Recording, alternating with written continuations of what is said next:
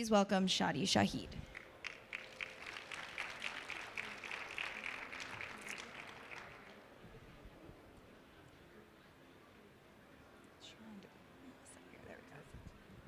Thanks. Okay, this might be a little bit long, so I apologize in advance. Yeah, I mean, mobility is something that is all-consuming for a number of us. You look at consumer electronics and so forth, and having been in the design community for almost 20 years now, I'm dating myself, a lot of gray hairs, you learn a lot. And these learnings from other industries really help us to innovate as product designers. So I grew up, I'm 46, I'm just going to say it, and I grew up watching Knight Rider and other shows. I loved it, and if you're young, watch it, it's cool. And who would have thought like David Hasselhoff would have known the future of mobility and wearables at the same time. But more importantly, we in our industry like to look at the past, not only the present, to really understand where the future is going. So we're going to do that together right now. So motorized transportation, something that was designed for us to traverse the expanse, moving people, goods between destinations. But the goal was to do it efficiently, safely, and comfortably. In fact, mobility advanced the Industrial Revolution. There's no denying that. But today, it kind of feels like this. Extreme urbanization, heavy congestion, environmental stress, long development lead times for automotive companies plague mobility. Yet here we go. I'm in the San Francisco area. We're kind of loved and hated at the same time for technology. But startups in tech, for better or worse, are fiercely addressing these issues. I think that's fantastic. They're actually outpacing and even challenging automotive OEMs to think differently about mobility. Blade Runner, awesome movie. So the future of mobility. First, we're going to go back looking at the past a little bit and where this started for me in my journey and what I've learned and applying it to design. So if we look at the World Economic Forum, you look at different industrial revolutions, and we're at the fourth currently is their statement. And during the 2000s, we were around the third industrial revolution. That was electronics and IT. Still is today. And then the third and the fourth started coming together, and that was blurring physical, digital, even biological, through machine learning, cloud computing, and artificial intelligence. So if we look at the third industrial revolution of electronics and IT, in 2003, when you look at mobility, when you look at like 90 to today, 2003 was a big year. Toyota Prius came out. It crushed every clean emissions record out there, and it actually set the stage for electrification. It really did. A hybrid car had us think about electrification. And then this brilliant man, love him or hate him, again, releases the iPhone. And a brilliant company, Google, releases Android, the Play Store, and Maps, Google Maps. What a great thing for mobility. And so all of these things were setting mass consumption for Apple and Google, mass consumption of mobile computing. I'm going to get to that and what that means. So in the product development world, we started noticing, okay, there's this need for mobile app integration because of the proliferation. Autonomy was happening in mobilization and other formats. Shared mobility was a convenient experience that we couldn't deny or turn our backs to. And electrification, it was a double-edged sword. It was something that was going to provide a better world for us and our children, but also created range anxiety. So at this time in 08, mortgage crisis, good times, really good times. I was at Frog, and I kind of pitched to the executives, hey, why don't we work with automotives? And they thought I was pretty stupid because Obama was bailing out, GM and Chrysler. They're like, I'm crazy. But I'm like, no, listen, automotive is changing. Mobile is entering automotive, right? It's only a matter of time that, we have to design mobile experiences for mobile consumption in automotive. And at that time, when I was there at Frog, 70% of the engagements were designing and engineering mobile experiences. Yet still, when we talk to automotive companies, they prioritized simple things. Not simple in terms of concepts, or things to engineer, but kind of three things. They were looking at powertrains, alternative fuel. They were looking at digital displays. So I'm referring to this knowledge not based on data, but who came to Frog at that time asking for what, right? The services that we were providing. Digital displays to deliver not intellectual property, but instrument panels, telematics and infotainment. And then also wireless connectivity, Bluetooth. They were talking about how terrible it was and how could we fix it from an experience standpoint.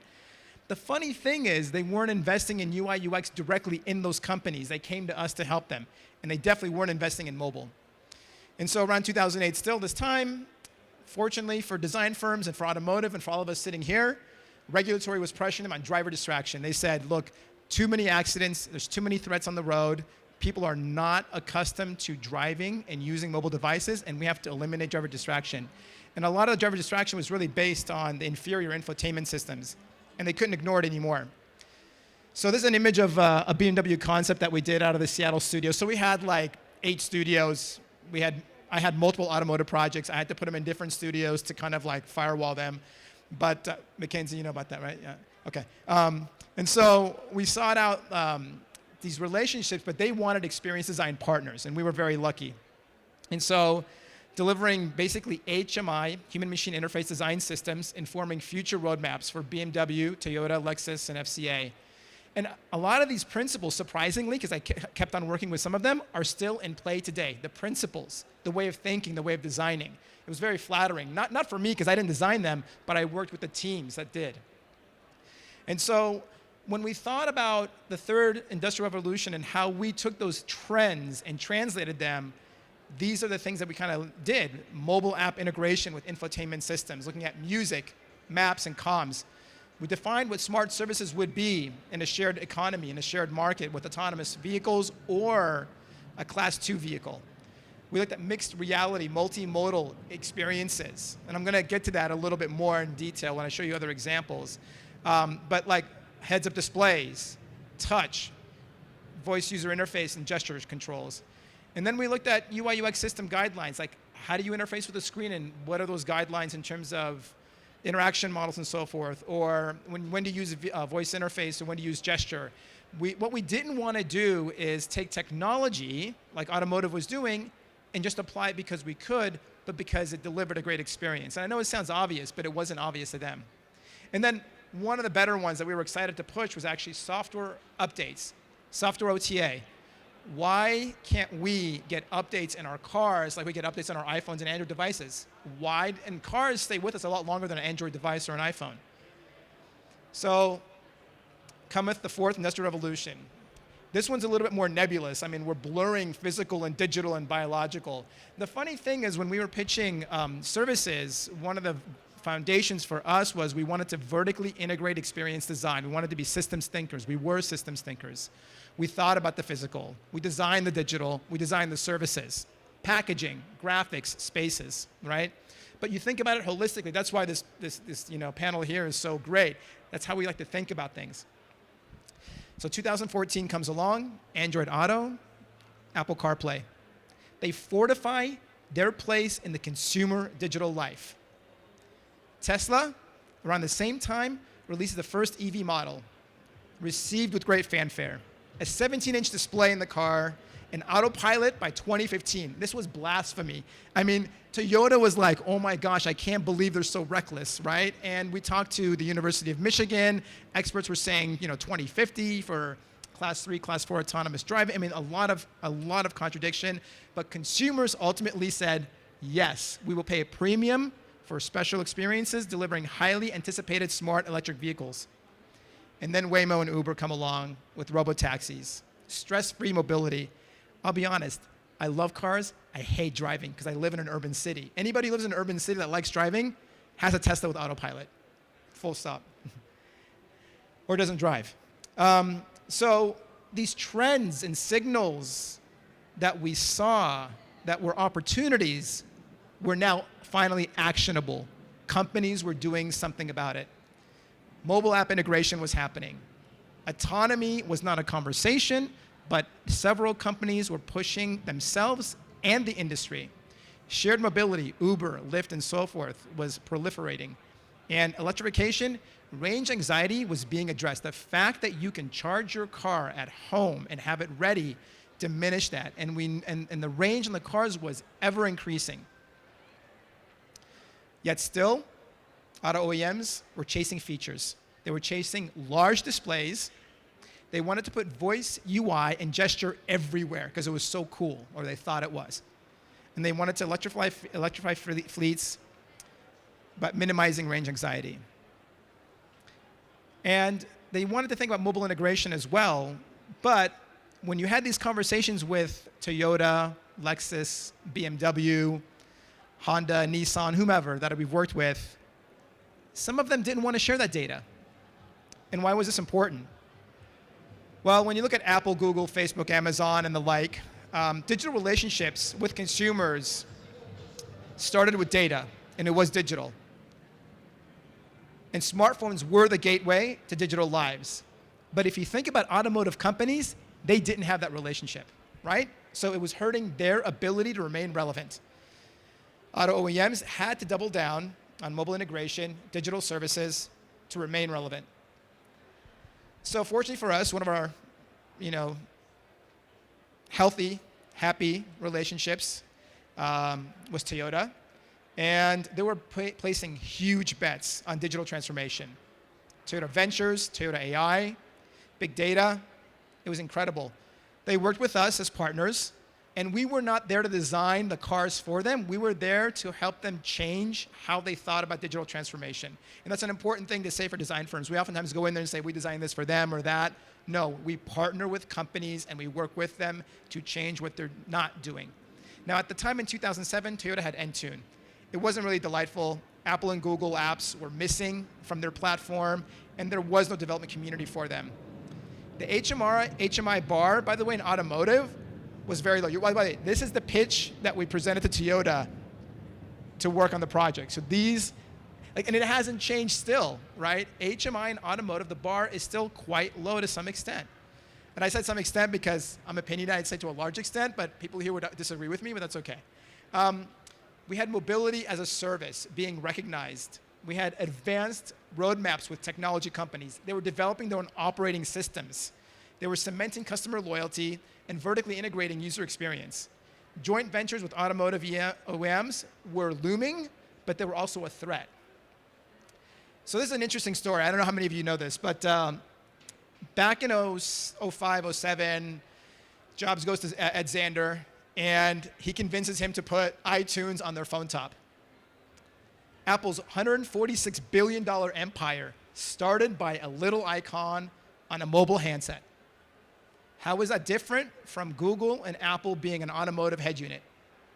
We don't hate them, but if we don't do something about it and help them think about how they can be part of that ecosystem, they're going to dwindle. And there are no bad guys. It's more about how is there an ecosystem.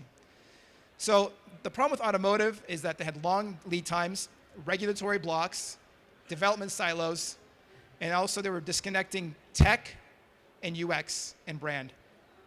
So what do? You start from scratch. You look at experiences for dealerships, and because especially when you have connected cars, it was a much different proposition, and you design for drivers and passengers. Sorry, in the Toyota work, I can only share a few things. I can't share most of it, as you can imagine. So we focused on creating a digital ecosystem from dealership to in-car experience. We looked at mobile integration that was operating system agnostic. We wanted Apple and Google to live in the car because they were significant. They were a part of people's lives. But we also wanted to create a presentation layer that allowed them in, but also gave Toyota and Lexus and others a relationship. We looked at new user experience paradigms in the HUD, the instrument panel, the head unit, and the steering wheel. So we created this cohesive system, and I'll give you one example where if you had the head unit, and so basically they came to us and said, hey, Tesla's got a 70-inch display, isn't it awesome? And we said, no, it's not. Your cars aren't autonomous. Why would you have a 17-inch display when you're worried about the driver distraction? You gave him a bigger iPhone. Why would you do that? So, sorry, very passionate. So what we said is, look, let's figure out how to have touchscreens But don't get rid of the knobs when you don't have to get rid of them. Knobs are great. I can turn up volume fast and pushing a button or trying to find it on the touchscreen. So what we did is we created this harmonious ecosystem where if I turn the knob, I would see on the heads-up display. It was called digital tracing. By the way, you can't copy it. Toyota owns it, IP. But we figured out things for them that were of value that made driving more enjoyable, more intuitive, and definitely safer. Meanwhile, it allowed technology, meaning digital technology, to come into the car and coexist. And then we thought about smart tech. There was this gaze tracking, a number of features we don't have to get into right now. And then we actually had to reduce cognitive blindness. So with all these displays, what we did is we turned them off. If you look over, it turns on. If you're looking at, we always wanted your eyes on the road as a driver, and we worried more about the driver because passengers typically had their own devices. You know, in 2007, we had the dead front displays and we showed, movies and whatever for passengers. No, they have iPhones, they have tablets. We don't need to design displays and put them everywhere. And so we created a POC, a global tour to executives, and created several patents. We created 9, but not all were, granted. In terms of what we did for them, it was a new experience framework. It was across the whole entire fleet. We finally helped solidify a digital relationships with their customers through this design system and help them maintain leadership as a mobility player. And the funny thing is we constantly see other players like Range Rover or even Mustang emulating some of the thinking that we have, which is fantastic and flattering and actually validates some of the things that we're doing, but the bar is still very low. So what does the future hold beyond 2030? Well, we're going to pivot from action to ubiquity. Mobile integration, autonomy, shared mobility, electrification, more ubiquitous. I totally agree about infrastructure. I totally agree about how we need to push them over. I totally agree that it needs to be this not matrix, but blended system of public, private, and micromobility. The funny thing is, I will note, by the way, we as design firms live in big cities. We forget about rural America, and that's not fair to them. They're not driving in shared fleets and lifts in the middle of, I'll say Modesto for us, or where there's agriculture and whatnot. So just little note there. But there were new trends emerging. Car OS will exist. There will be a car OS. Mobility marketplace, cloud key, CabinTech. So I'm going to talk about these things. So we worked with Nissan on their IDS concept for the Tokyo Auto Show. It was an autonomous car that they were revealing. So you'll see some smattering of work that we've done and work that we haven't. So car OS, OEMs will produce fleets. It's our prediction. I don't have data. Mackenzie, help me out. And proprietary OS and open APIs for fleet operators. A prediction. Ride-sharing platforms are going to manage third-party fleets, Ubers, Lyfts, and so forth. Others are going to vertically integrate manufacturing, maybe Uber. Uber's looking at making self-driving cars, planes, joint ventures, so it's interesting what's happening there. But the mobility marketplace, I think, is the most interesting for us, which is marketplace players will facilitate various tiered mobility services. And this is going to change how we select shared mobility as we move people, goods, and services. Sometimes you want the lowest cost. Sometimes you want a premium private experience. And there's going to be loyalty programs, right? By the way, all these things I'm talking about is not like a duh or maybe you're right or wrong, but they need to be designed for them to exist. But the membership loyalty programs are really probably going to index more heavily on seamless mobility to generate more value. In Cloud Key, it scares the crap out of us. Privacy is an issue, but think about it. When I go in my network where I have a relationship, why doesn't it know who I am already in my preferences? We want that, right? But to get that privacy back, you're going to pay for it. You're going to pay for it. If it's, and I'll tell you, one of my neighbors, one of the best privacy attorneys, we talk about it a lot. People really don't mind the privacy issue unless it's potentially abused, and as long as you know what's happening with your information. So I think companies are going to become more public about what they're doing. They have to be from a regulatory standpoint, but also going to pay for privacy, and I think they might get paid for sharing their own private information. There's a new economy there. But CabinTech, let's talk about that. We're going to shift emphasizing interiors and digital services beyond exteriors. Automotive companies historically were about the exterior. It was the most visceral thing. But now it's about the interiors. And sensors are going to optimize conditions, facilitating health, restoration, and digital rest. By the way, there's a spa in Switzerland. It's a picture from there. Go to it. It's beautiful if you can. But personal consumptions will be on devices, while trip and cabin services will be shared on common screens. This is the work that we did for Nissan. And I've worked with Faraday. We've talked to the Byton team. Everybody's throwing displays everywhere. I don't know. I don't know if it's the right thing to do. Adaptable environments will be based on trips and preferences, seats, window opacity, lighting. These are all great promises, but we also have to realize that a lot of mobility is very practical and low cost. So these things won't exist in those mediums. Premium seating with directional microzones. We worked with a tier 1 seating supplier for automotive companies, and we were looking at climate controls through the seat, audio controls, because once you're in a shared economy, then how do you control environments for each passenger individually? Seats will be equipped with anti-motion sickness systems, because we take for granted when you're in an autonomous car, you're not driving, looking at a device, you're going to get sick. As you get older, by the way, I'm 46, you're going to get sick. So it's important to think how cars will examine map terrains, cabin diagnostics, passenger diagnostics to deliver a treatment. This sounds crazy, but it's very possible. The technology is there today. It's a matter of who does it first. And the seat companies are looking at doing it. So how does this all translate to user experience? And so we're tapering down now. All these trends should be expressed through good user experience, design, and technology. But what does that mean? Don't turn every screen or every surface into a screen. Let's stop doing that. It's not about screens. Let's not force new behaviors just because it's possible. Gesture control, I'm over it. Hopefully you guys are too. And also, let's not insist on one interaction. When we worked with Toyota, they had invested so much in RTI, and they had a hard time letting go of it because they invested so much. And they were forcing this interaction, but it was not a good interaction. It did not translate. There was a hard time convincing them of that until we made the proof of concept in the demo. And we do not disconnect experiences from one event to the next. I worked at JP Morgan Chase. When you went from card services to home loans, they were different experiences. Users know that right away, and it breaks apart the relationship you want to form with them. And the promise of AI at the expense of privacy and personalization, no one is suffering more from that than Facebook right now.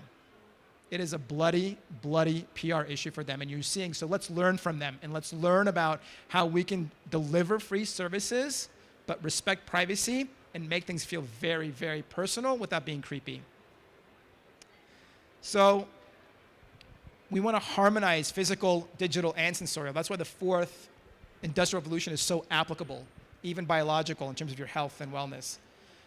We want to create experiences based on familiar metaphors, right? Let's not always try to recreate something new. And reveal technology when it's needed. I know Siri doesn't work, but it's great when it lights up when she's speaking, and only when she's speaking. I just wish I knew when she was listening. And then openness. This is a very important thing in Silicon Valley. It's something we have to reinforce time and time again. For progress, we need openness because of standards. I think it's a great point. We need standards. Standards help us develop, they help us interoperate, and they make our lives easier as consumers. And so, I love food. I love cooking. This is a French Laundry. A car is like hosting an experience. You want to anticipate somebody's needs, you want to delight the customer, and you want to pay attention to every detail. I was going to talk about micromobility, but my presentation is too long, so we can have a sidebar about that, and we can talk about unit economics and micromobility and scooters. A lot of opinions there, as you can tell. Thanks.